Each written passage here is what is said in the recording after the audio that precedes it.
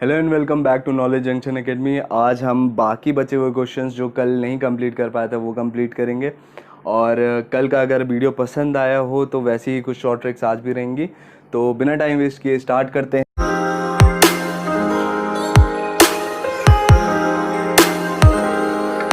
तो हमारा आज का पहला क्वेश्चन है, The simple interest on a certain sum of money invested at a certain rate for 2 years amount to rupees 1200. The compound interest on the same sum of money invested at the same rate of interest for 2 years amount to rupees 1290. What was the principal? आपको क्या बोल रहा है question में कि 2 साल के लिए एक प्रिंसिपल सेम रहेगा, ठीक है, और रेट भी क्या है, सेम दिया हुआ है।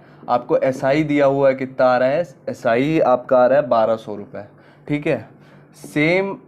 Same time period, same principle, same rate, मतलब मूलधन, दर और लेकिन क्या, चक्रवर्ती ब्याज। आपका चक्रवर्ती ब्याज कितना आ रहा है, 1290 रुपये, ठीक है, 1290 रुपये। अब आपसे बोल रहा है कि आप प्रिंसिपल निकाल दो और आंसर बता दो, ठीक है। तो कल मैंने कंसेप्ट काफ़ी कुछ बताया था आपको कि सिंपल इंटरेस्ट में कैसे हम ब्याज निकालते हैं और कंपाउंड इंटरेस्ट में कैसे ब्याज निकालते हैं। तो अगर कंसेप्ट क्लियर होगा तो बहुत इजी क्वेश्चन है। सिंपल इंटरेस्ट में मैंने आपसे क्या बताया था कि हर साल सेम रेट पे आपको प्रिंसिपल जो है, प्रिंसिपल पे सेम रेट पे ब्याज मिलता चला जाता है, ठीक है। जैसे 100 रुपये का ब्याज अगर पहले साल 10 रुपये मिल रहा था तो दूसरे साल भी 10 रुपये मिलेगा और ऐसे तीसरे चौथे साल 10 रुपये मिलता चला जाएगा। क्लियर है। लेकिन कंपाउंड इंटरेस्ट की जब बात आती है तो क्या होता है, पहले साल में ब्याज तो आपका पहले मूलधन यानी प्रिंसिपल पे लगता है, लेकिन अगर दूसरे साल की बात की जाए तो आपका प्रिंसिपल पे तो ब्याज लगता ही है, ठीक है, प्रिंसिपल यानी मूलधन पे आपका ब्याज लगता ही, इंटरेस्ट लगता ही है। लेकिन जो पहले साल में आपका इंटरेस्ट आया होगा, जो ब्याज आया होगा, उसमें भी जो दर दी गई है, रेट परसेंट दिया गया है, उस इंटरेस्ट पे लगाएंगे और उन दोनों को जोड़ देंगे तो वो आपका कितना कंपाउंड इंटरेस्ट आता है, मतलब जो आता है वो आपका कंपाउंड इंटरेस्ट आता है, यानी चक्रवर्ती ब्याज आता है। मतलब आपका मूलधन में यानी प्रिंसिपल पे भी वही रेट लगेगा, प्लस पहले साल के आपके जो इंटरेस्ट आया होगा उस पे भी लगेगा, और उन दोनों को जब आप जोड़ दोगे तो आपका क्या आएगा, कंपाउंड इंटरेस्ट आएगा। अब उसी कंसेप्ट को समझते हुए आगे चलते हैं कि एसआई जो अगर आपका 1200 है वो 2 साल में है, ठीक है। और हमने क्या पढ़ा, मैंने आपको क्या बताया कि हर साल सिंपल इंटरेस्ट सेम रहता है। तो अगर मैं 1 साल की बात करूं तो 600 रुपये पहले साल मिला होगा और इसको 600 रुपये दूसरे साल मिला होगा, सिंपल इंटरेस्ट, करेक्ट है। और मैं जब सीआई पे आता हूं 1290 रुपये जो है, उसमें देखिए प्रिंसिपल सेम है, रेट सेम है। तो पहले ईयर पे जब आप कंपाउंड इंटरेस्ट का ब्याज निकालते हो तो वो कंपाउंड इंटरेस्ट निकालते हो तो वो क्या होता है, वो सिंपल इंटरेस्ट के बराबर ही होता है, ठीक है, क्योंकि प्रिंसिपल बस पे लगता वो। तो आपका पहले साल का तो कंपाउंड इंटरेस्ट भी कितना होगा, 600 ही होगा। बचा कितना, 690 रुपये, ठीक है। अब एक बात समझना, जो मैंने बोली वहीं से हम आंसर निकालने वाले हैं कि देखिए, जो प्रिंसिपल का रेट, प्रिंसिपल का जो हमारा जो ब्याज आया होगा, जो इंटरेस्ट आया होगा, जो है ना, तो वो क्या होगा, वो सिर्फ 600 रुपये हो रहा होगा, ठीक है। और ये जो 90 रुपये आ रहा होगा, जो 90 रुपये आ रहा होगा, वो किसका लग रहा होगा, ये पहले साल के, ये तो दूसरा साल का है मान लीजिए, ये पहले साल का जो ये था प्रिंसिपल का रेट आया था, उसी का ये क्या है, परसेंटेज होता है, उसी का वो परसेंटेज होता है। तो अगर मैं 90 का 600 में परसेंटेज निकाल दूं तो वही मेरा क्या होगा, रेट का परसेंटेज आ जाएगा, हमारी दर आ जाएगी, ठीक है। इतनी बात क्लियर है। तो अब बस कुछ नहीं बचा क्वेश्चन में। अब 3 से इसको आप डिवाइड करेंगे तो ये 3/20 बचेगा। 1/20 होता है 5%, 3 कितना हो जाएगा, 15%। 15% आपका रेट आ गया। अब तो क्वेश्चन में बचा ही नहीं कुछ। देखिए आपका क्या, एसआई 1 साल का कितना था, 600 रुपये था। अब 15% जो है प्रिंसिपल का कितना दिया हुआ आपको, 600 रुपये दिया हुआ है। तो बस 15 से इसको काटा हमने तो ये 40 आया। और ये परसेंटेज क्या होता है, 1/100 लिख सकते हो, ऊपर 100 चला जाएगा तो ये 4000 रुपये आपका प्रिंसिपल आ जाएगा। यही क्वेश्चन में पूछा था, ठीक है। आई होप आपको समझ में आ गया होगा। बहुत इजी है, अगर आप कंसेप्ट समझ ले तो मैं आपको समझाऊंगा SICI अच्छे से समझाऊंगा, कभी गलती नहीं होगी, और कितना भी कॉम्प्लिकेटेड क्वेश्चन आ जाएगा आपसे कभी गलती नहीं होगी, ठीक है। अभी भी काफ़ी मैंने डिटेल में कंसेप्ट समझाया है, तो इसको आप नोट कर लें और चलते हैं हम नेक्स्ट क्वेश्चन में। पीस ऑफ क्लॉथ है ना, एक कपड़े का टुकड़ा है, उसका रेट कितना दिया आपको, 35 रुपये दिया हुआ है, और उसमें बोला है कि the piece where 4 metre longer, 4 metre जो है अगर पीस जो है उसको हम लंबा कर दें, ठीक है, लंबा कर दें, और हमको कॉस्ट सेम रखनी है, ओवरऑल कॉस्ट सेम रखनी है, and each metre where to cost ₹1 laser. मान लो 5 मीटर कपड़ा है, 10 रुपए का है, ठीक है, मतलब 1 मीटर कपड़ा कितना, 2 रुपए का है। अगर मैं उसको 4 मीटर और बढ़ा दूं तो हमारा क्या होना चाहिए, 1 रुपए से पर मीटर की कॉस्ट घट जानी चाहिए, ठीक है, ये क्वेश्चन बोलना चाह रहा है। तो आप देखिए, इसको कुछ मत करिए, नॉर्मल मेथड से चलिएगा। एक्स मीटर अगर आपको बोल रहा है कितने रुपए का है, 35 रुपए का है, तो मुझे ये बताइए कि 1 मीटर का क्लॉथ कितना का हो जाएगा, 35/x का हो जाएगा। और फिर उसके बाद बोला है आपको कि अगर उसको 4 मीटर और लंबा कर दिया जाए, और कॉस्ट हमें क्या रखनी है, सेम रखनी है, मतलब 35 रुपए का ही खरीदना है, कितना, x+4 मीटर, मतलब जितना भी लेंथ था उसमें 4 मीटर बड़ा भी ले रहे हो तो उसकी कॉस्ट चेंज नहीं होनी चाहिए। तो अब मुझे बताइए कि 1 मीटर की कॉस्ट कितनी हो जाएगी, ये 1 लिख लीजिए, इसको, इसकी की कॉस्ट कितनी हो जाएगी, 35x+4, ठीक है, यहां तक क्लियर है। अब क्या बोल रहा है कि ये दोनों के बीच में ये जो दोनों रेट निकले हैं ये कैसे आए होंगे, पहली बात तो क्या, ये रुपीस पर मीटर आए होंगे, 1 मीटर का ये रेट आया होगा, ठीक है। अब क्या बोल रहा है कि इन दोनों के बीच में जो अंतर है वो बस 1 रुपए का होना चाहिए, ठीक है। अब अंतर जब 1 रुपए का होना चाहिए तो बस क्या कर देना है, 35/x माइनस करोगे आप 35x+4 =1 आना चाहिए आपका। क्लियर है। अब कुछ नहीं, इसको सॉल्व करने मत बैठ जाना आपका, नहीं तो क्वाड्रेटिक इक्वेशन बन जाएगी और फिर बहुत मुश्किल होगी। आप सीधे जाएंगे क्या, ऑप्शन उठाने। ऑप्शन भी कैसे, दिमाग से चूज करना है, कुछ भी ऑप्शंस लेके नहीं करना है। मान लीजिए जैसे आप 8 उठाते हो, 8 उठाने का कोई सेंस नहीं बनता, क्योंकि 8 और 4 12, 12 से 35 नहीं कटेगा, और 35 8 से भी नहीं कटेगा, मतलब होल संख्या नहीं मिल रही हमको। 8 को निगलेक्ट करते हैं, 12 को भी निगलेक्ट कर सकते हैं, 14 आ सकता है हमारा, लेकिन देखिए 14 4 18 हो जाएगा, 18 हो जाएगा, और 35/18 हमको कुछ अच्छी सी संख्या नहीं दे रहा है, तो 10 हम रख के देखते हैं। देखिए 10 रखेंगे आप तो कितना हो जाएगा, ये 35/10 हो जाएगा, और ये 35/14 हो जाएगा। अब देखिए बहुत सिंपल हो जाएगा, 3.5 ये बचेगा, और आपका ये 7 से पहले ले जाओ तो 5/2 हुआ, और ये 2.5 के बराबर होता है, जो कि डिफरेंस हमारा 1 आ गया, और ये आंसर आ गया। तो इसका आंसर कितना है, 10 है, ठीक है। बहुत इजी क्वेश्चन है, कंसेप्ट अच्छे होंगे मैथ्स में तो आपके आंसर्स आ जाएंगे। देखिए नेक्स्ट क्वेश्चन हमारा क्या बोल रहा है, there are 90 coins comprising of 5 and 10 पैसा coins, the value of all coins is ₹7, how many 5 पैसा कॉइन्स आर देयर, ठीक है। बोल रहा है 90 कॉइन्स हैं, 90 सिक्के हैं, जिसमें 5 और 10 पैसे के कॉइन्स हैं, और जो वैल्यू है सब पूरे कॉइन्स की मिला के वो कितनी है, ₹7 है, ठीक है। हाउ मैनी 5 पैसे कॉइन्स आर देयर, 5 पैसे के कितने सिक्के हैं ये पूछा है। तो सबसे पहले जो रुपीज़ में दिया उसको पैसे में लिख लो, ठीक है, इजी पड़ेगा। और एक ट्रिक लगाते हैं पहले हम, इसमें क्या यूज़ करेंगे, एलिगेशन, ठीक है, एलिगेशन का मेथड यूज़ करेंगे हम इसमें। अब देखिए 90 कॉइन्स, अगर मान लीजिए पूरे 5 पैसे के जो सिक्के हैं, 5 पैसे के जो सिक्के हैं, वो पूरे 90 के 90 जो सिक्के हैं वो 5 पैसे के होंगे, तो कितना, ₹450 बनेगा, 450 पैसे बनेंगे।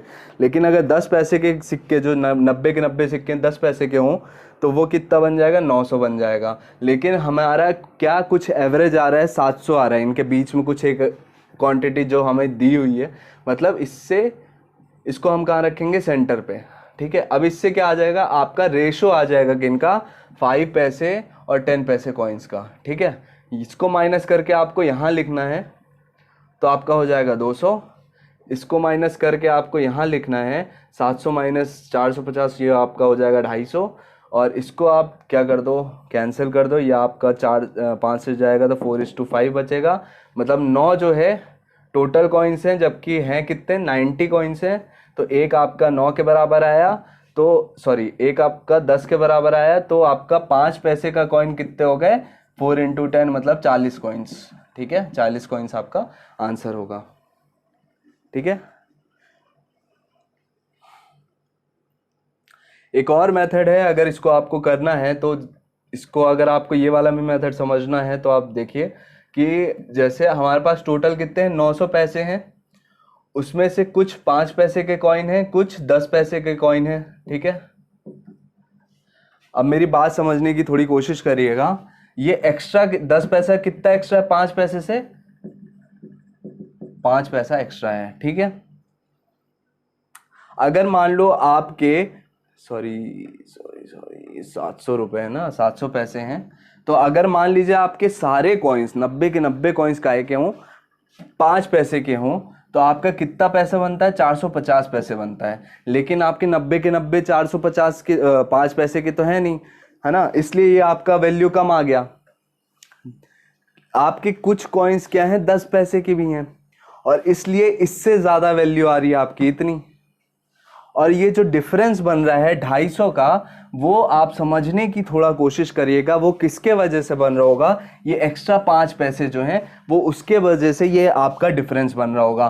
तो अगर मैं 10 पैसे का निकालना चाहूँ तो बस इसको 5 से डिवाइड कर दूंगा, तो ये जो है हमारा कितना दे देगा, 10 पैसे की कितने कॉइन्स होंगे वो बता देगा। तो ये आपका 50 कॉइन्स आपके किसके आ जाएंगे 10 पैसे के, 10 पैसे के 50 कॉइन्स। ठीक है, बचा जितने बचे वो किसके हो जाएंगे 5 पैसे के कॉइन्स हो जाएंगे। कितने बच रहे हैं 40 बच रहे हैं, तो 40 आपका आंसर। ये भी एक मेथड है जिससे आपको समझ में आए, आप वो कर सकते हो, दोनों अच्छे मेथड्स हैं। अब देखिए नेक्स्ट क्वेश्चन क्या बोल रहा है, 30 men working 5 hours a day can do a task in 16 days, in how many days will 40 men working 6 hours a day do the same task. ठीक है, अब इसका एक नॉर्मल सा फॉर्मूला होता है कि m1 into d1 into h1 into e1 is upon work is equal to m2 into d2 into h2 into e2 upon work e2 e1। ठीक है, यहाँ पे मैंने सब लिख दिया है, ऐसे तो आपका एफिशिएंसी दी नहीं हुई है। m होता है आपका मैन, ठीक है, m होता है आपका मैन, d होता है डेज, h होता है आवर्स, e होती है आपकी एफिशिएंसी। ठीक है, और सेम उधर दूसरा जो आपको डेटा दिया रहता है वो आपका ये। ठीक है, अब इसमें बस कुछ नहीं करना है, बस आपको वैल्यू पुट करते चली जाने हैं। पहले क्या बोला है 30 महीने और 16 दिन काम कर रहे हैं और 5 घंटे काम कर रहे हैं, और काम तो सेम है। ठीक है, वर्क को इग्नोर करना है हमें और एफिशिएंसी भी नहीं दी है, इग्नोर करना है। 40 men 6 hours और डेज पूछा है आपसे। अब कुछ नहीं, अब इसको फटाफट आपको क्या करना है सॉल्व कर लेना है। ये 5 टाइम्स चला जाएगा, 4 से काटोगे ये कितना चला जाएगा 4, 5 4 जा 20, 25 जा 100, 100 और 0 वहाँ से कट जाएगा तो कितना हो जाएगा 10 डेज आपका आंसर आ जाएगा। ठीक है, चलिए नेक्स्ट क्वेश्चन देखते हैं। देखिए नेक्स्ट क्वेश्चन आपका बोल रहा है triangle has a perimeter of 200। ठीक है, पेरीमीटर कितना दे दिया आपको 200 दे दिया है। If 2 of its sides are equal, 2 sides क्या हैं इक्वल हैं, और आपका बोल रहा है third side is 20 more than the equal sides. ठीक है, 20 बोल रहा है कि थर्ड साइड जो है वो 20 ज़्यादा है किससे, जो इक्वल साइड्स हैं उनसे। ठीक है, अब कुछ नहीं, अब इनको आप पुट कर दो, ऐसे निकाल लो आप, ये हो जाएगा 3x plus 20 is equal to 200, x is equal to कितना हो जाएगा 180 का अपॉन 3 मतलब 60। 60 क्या है आपके इक्वल साइड्स है, लेकिन पूछा क्या आपसे थर्ड साइड पूछा है, तो 60 प्लस 20 कितना हो जाएगा आपका 80 आंसर हो जाएगा। ठीक है, नेक्स्ट क्वेश्चन देखते हैं। ये क्वेश्चन देखिएगा, ये बहुत अच्छा क्वेश्चन है। इसमें बोला the area of triangle ABC is 63 square units to parallel lines D E and F G. ठीक है, ये आपको फिगर नहीं दिया है, ठीक है, ये मैं बना के दिखा दिया मैंने कि एक ट्राइंगल है ABC, उसमें DE और FG ऐसे कुछ बने हुए हैं, और are drawn such that they divide the line segment AB and AC in 3 equal parts. अब ये ऐसे बनाए गए हैं कि ये जो है AB और AC को 3 इक्वल पार्ट्स में, मतलब आपका ये अगर 1 है और ये अगर 1 है और ये अगर 1 है, मतलब ये सारे क्या होंगे, 1 1 होंगे। ये AE equal to EG is equal to GC होगा और AD is equal to DF is equal to FB होगा। ऐसा इन लोगों ने ऐसी लाइन खींची है कि आपका ये कंडीशन बन रहा है। फिर आपको क्वेश्चन में बोल रहा है कि what is the area of DEGF, मतलब हमको ये वाला एरिया निकालना है। क्लियर है? और हमें एरिया ऑफ ट्राइंगल क्या दे रखा है, ट्राइंगल ABC कितना दिया है, 63 स्क्वायर यूनिट्स। ठीक है, तो ये ज्योमेट्री का क्वेश्चन है। तो अगर आपको पता है, अगर नहीं भी पता है तो आप इतना सुन लीजिए कि जिस प्रोपोर्शन में साइड्स डिवाइड होती हैं, ठीक है, जैसे इस ट्राइंगल का मान लो आप पूरा कितना हो जाएगा साइड, 3 मान लेते हैं। ठीक है, 3 इसलिए माना है, आप मान 9 भी सकते हो, आप मान 18 भी सकते हो, 3 के मल्टीपल मानना है जैसे हमको बाकी सारे डिवाइड करने में इजी हो। ठीक है, तो ऐसे कंडीशन में क्या होता है, जो साइड्स होती हैं उसी का स्क्वायर अगर लिख दूं मैं, मतलब 3 स्क्वायर यानी 9, वो क्या होता है, वो पूरे ट्राइंगल का एरिया हो जाएगा, ट्राइंगल ABC का। ठीक है, ये मानी एजम्पशन है, ये अभी आंसर नहीं आ रहा हमारा। ठीक है, तो ट्राइंगल ABC का एरिया, अगर AC 3 है तो ट्राइंगल ABC का एरिया हमारा क्या हो जाएगा, साइड का स्क्वायर यानी 3 का स्क्वायर 9। ठीक है, अब देखिए अगर मैं आपसे पूछूं AFG का आप एरिया बताइए, ट्राइंगल AFG का आप एरिया बताइए, तो इसकी साइड्स कितनी हो रही हैं, देखिए AG कितना है, 2 है, तो इसका एरिया कितना हो जाएगा, 2 का स्क्वायर, मतलब कितना हो जाएगा आपका 4। और अब अगर मैं पूछूं कि ADE का आप बताओ, ट्राइंगल ADE का एरिया बताओ, तो आप क्या बोलोगे कि AE अगर 1 है तो 1 का स्क्वायर कितना होता है, 1, तो आपका इसका ADE का ट्राइंगल का एरिया कितना हो जाएगा, 1। ठीक है, लेकिन अब देखो, अब आपको निकालना क्या है, DEFG अगर हमको एरिया निकालना है, DEFG का, तो हम क्या कर सकते हैं, triangle area of triangle AFG minus area of triangle ADE, ये कर सकते हैं। क्लियर है? तो हमारा क्या आ जाएगा, DEFG आ जाएगा। अब AFG कितना निकाला था हमने, 4, और ADE कितना निकाला था हमने, 1, तो 3 जो होगा वो हमारा आंसर होगा। लेकिन अभी ये एजम्पशन था, और अब हम इसको कर लेंगे कंपेयर।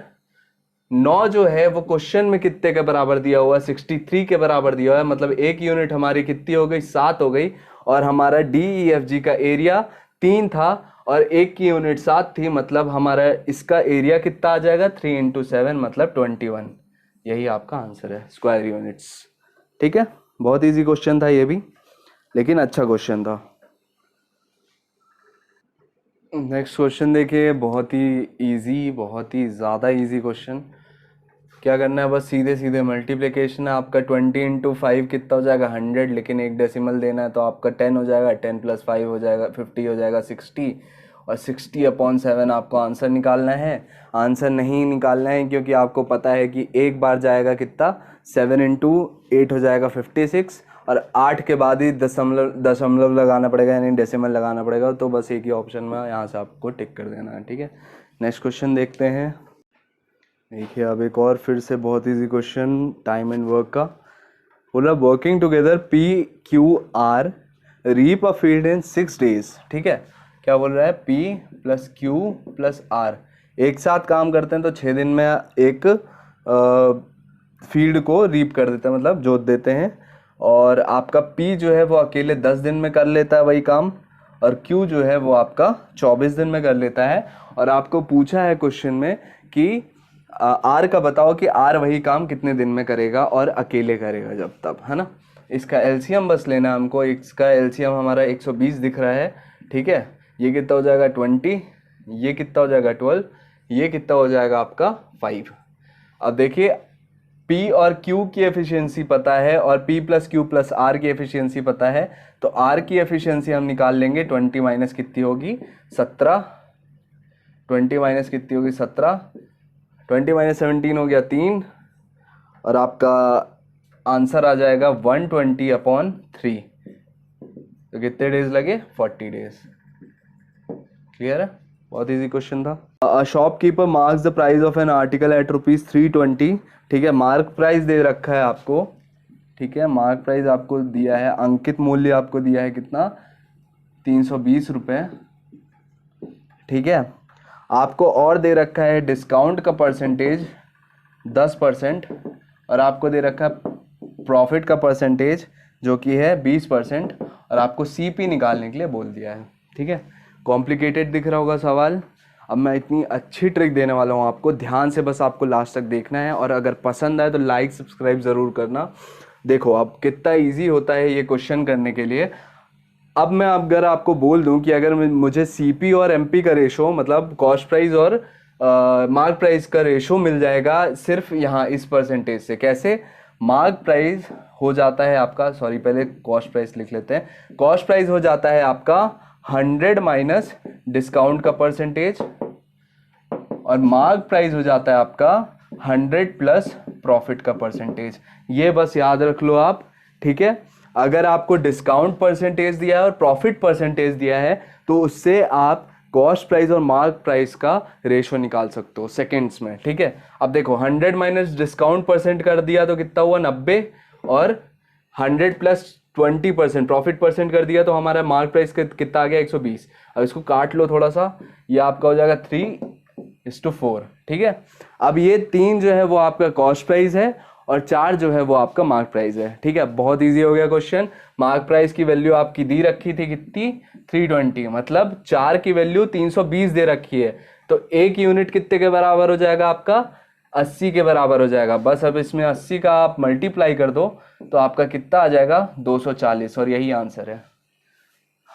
अगर आपको ये ट्रिक पसंद आई तो प्लीज़ लाइक और सब्सक्राइब कर दीजिएगा, और ऐसी शानदार ट्रिक्स मैं आपको दिखाता रहूँगा जिससे आपके सेकंड्स में आंसर आएंगे। और जो कॉम्प्लिकेटेड दिखते हैं, बच्चों को परेशान करते हैं, वो तो उसकी और अच्छे अच्छे कॉन्सेप्ट्स और ट्रिक्स बताऊँगा मैं आपको। ठीक है, लाइक सब्सक्राइब ज़रूर कर दें और कमेंट भी करें अगर आपको अच्छा लग रहा हो लेक्चर तो। ठीक है, नेक्स्ट क्वेश्चन पर आते हैं। देखिए नेक्स्ट क्वेश्चन तो सिंपल सा एक मल्टीप्लाई दे दिया है। मल्टीप्लाई जल्दी से करना है आपको, पहले डेसिमल्स को कर लो आप इग्नोर, पहले 3 से इंटू कर लो 516 को, तो 5 पहले 500 इंटू 3 करोगे 1516, 3 48, मतलब 1548, और 30 होता तो ये 0, और 2 गुना इसका लिख दो यहाँ पे, तो 5 से करोगे तो 1000, और 16 दूनी 32, तो मतलब 1032 हुआ ये। 2 8 3 11 5। ठीक है, 3 के पहले डेसिमल लगना 16.512 होगा। ठीक है, मल्टीप्लिकेशन ऐसे करना सीख लो आप तो बहुत इजी पड़ेगा। नेक्स्ट क्वेश्चन देखते हैं। देखिए नेक्स्ट क्वेश्चन हमसे क्या बोल रहा है, table was sold at profit of 10% if it's cost price was 5% less and it was sold for ₹7 more, the gain would have been 20%। ठीक है, आपको बोल रहा है कि मान लीजिए हम 100 रुपये मान लेते हैं, क्या पहले सीपी को हम बोल देते हैं कि वो 100 रुपये था, और पहले केस में हमको प्रॉफिट परसेंट मिल रहा था 10%, मतलब हमारा जो SP1 हो जाएगा वो कितना हो जाएगा 110 हो जाएगा। क्लियर है? फिर आपको बोल रहा है अगर कॉस्ट प्राइस जो है वो 5% लेस हो, 5% लेस मतलब 95 है ना, सेकेंड जो हमारा कॉस्ट प्राइस होगा वो 95 है, और क्या बोल रहा है कि अगर 7 रुपये इसको ज़्यादा में बेचा जाए, ठीक है, तो आपका जो प्रॉफिट होगा वो 20% होगा। 20% किसका होगा, लेकिन अब इसका निकालेंगे, इसका 20% मतलब 10% 9.5 हो जाएगा, और 2 × 2 कर दो आप तो वो 20% हो जाएगा, तो ये कितना हो जाएगा 180 + 10 190, मतलब 19 आपका क्या हो जाएगा 20% इसका, और इसको आप ऐड करोगे तो आपका आएगा कितना 114। अब हमारा SP2 क्या आ गया 114। ठीक है, 114 आ गया हमारा SP2। अब क्या बोल रहा है, लेकिन SP1 और SP2 के बीच में अभी यहाँ पे देखो कितने का डिफरेंस आ रहा है 4, लेकिन क्वेश्चन में यही चीज़ कितने के बराबर दिया है 7 के बराबर दिया है, तो अगर एक की वैल्यू निकालोगे तो कितने हो जाएगी 7/4, और हमें निकालना किसका है, कॉस्ट प्राइस जो स्टार्टिंग में थी, मतलब CP1 जो कि 100 है उसकी वैल्यू निकालना है। तो इसमें हम क्या कर देंगे 100 से मल्टीप्लाई। अब 100 से मल्टीप्लाई करोगे तो ये 25 टाइम्स जाएगा, 25 टाइम्स 7 होता है आपका 175। यही आपका आंसर है, ठीक है। बाकी के बचे हुए क्वेश्चंस हम नेक्स्ट लेसन में कवर करेंगे। और अगर आपको आज की क्लास पसंद आई हो तो प्लीज़ सब्सक्राइब करें, और इन सारी क्वेश्चंस की अगर आपको PDF चाहिए तो टेलीग्राम की लिंक आपको डिस्क्रिप्शन में मिल जाएगी। हमारा व्हाट्सएप है जो जहाँ पे हम वो ओपन ग्रुप है, आप डाउट क्लियर कर सकते हैं, तो वो भी आप ज्वाइन कर सकते हैं, उसकी भी लिंक आपको डिस्क्रिप्शन में मिल जाएगी। Thank you so much, stay safe, stay happy.